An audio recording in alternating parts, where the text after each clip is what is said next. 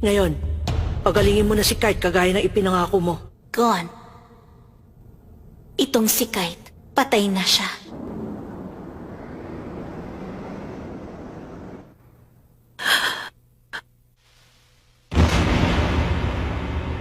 Namatay siya nung huling laban namin.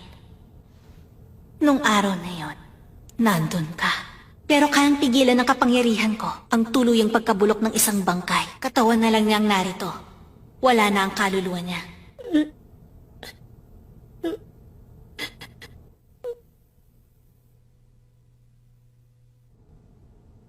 Si Kite.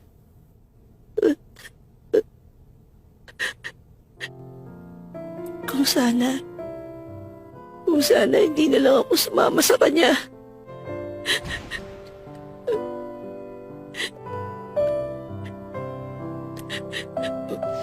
Ang may kasalanan, ako. Hindi! Hindi ako may kasalanan!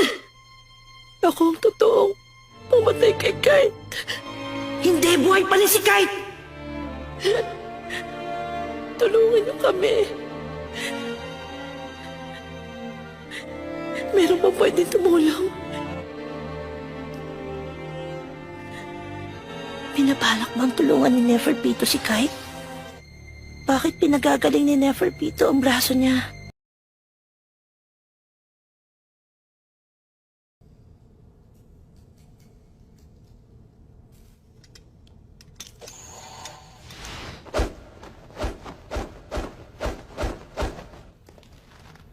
Kailangan kitang patayin. Kailangan mo kong patayin? Sinungaling ka.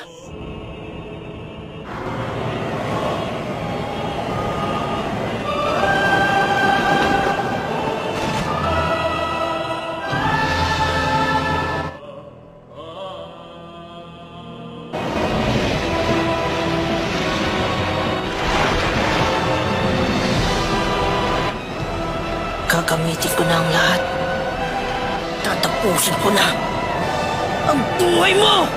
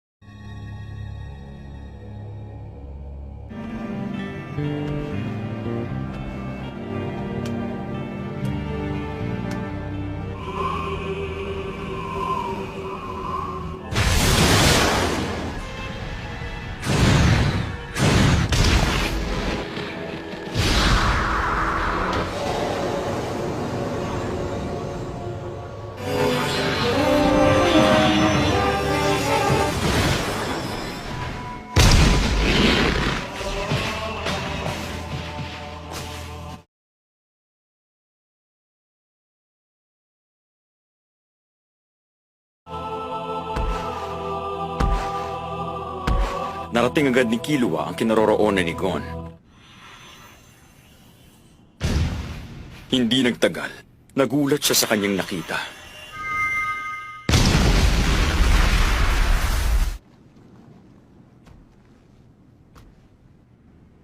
Gon. Killua. Katulad ni Gon, napalaki rin ni Bisky ang sarili niya.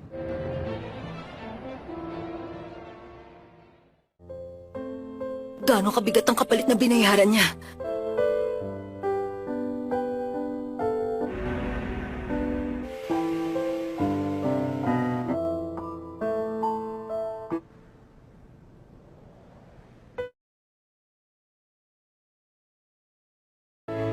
Ang totoo niya, masaya ako.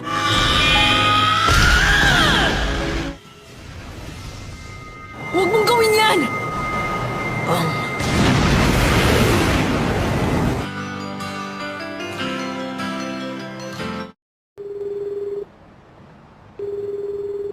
Ano? Wala silang kinalaman? Mabait na magical beast ang ituturing nila sa'yo, kaya wala ka ng problema. Hindi naman ako si Rowena! Hindi yun ang pangalan ko! Pangalan ko ay Kai! Gon! Hanggang ngayon, kritikal ang kondisyon niya. Paano nangyari ang bagay na ito sa 12 taong gulang lang? Hindi natin dapat hayaang mamatay si Gon. Ang gusto ko, ako mismo ang tumapos sa kanya. Ginusto ko magpatulong ka sa akin. Nakabuntot lang ako at taga-ayos ng mga bagay-bagay. Aayusin ko to. Gagawin ko ang lahat para gumaling ka.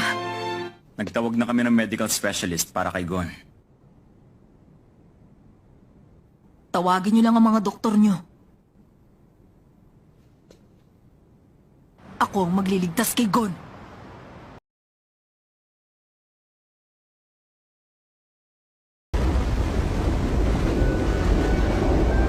Pag nakita mo yung kaibigan niya dyan, maaari mo bang ibigay ang mensaheng to? Ano ka mo? Kung ganun si Gon. Payagan niyo akong makita si Aluka. Wala nang makakakontrol pa kay Aluka. Diyan kayo nagkakamali, Papa! Ang batang yun, hindi siya tao.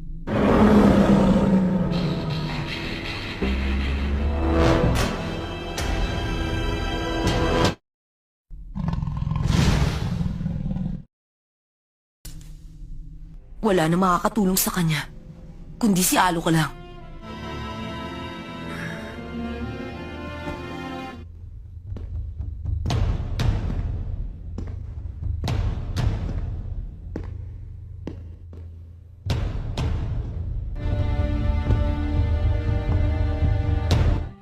Pumiling siya ng pinakabagong computer nung panahon yun. Magbalik-aral muna tayo. Higit sa inyong lahat, akong nakakakilala kay Aluka.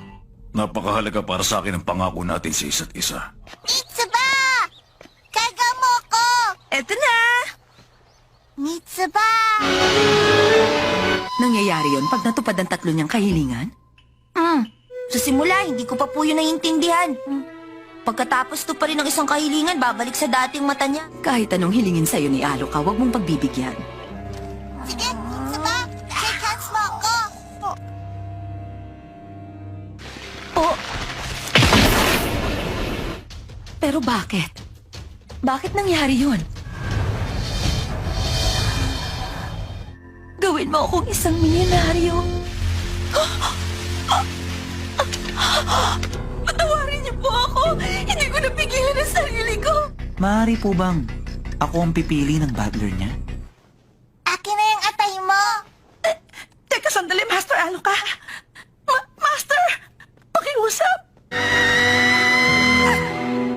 Ang hula ko, mabibigay niya kahit anong kahilingan.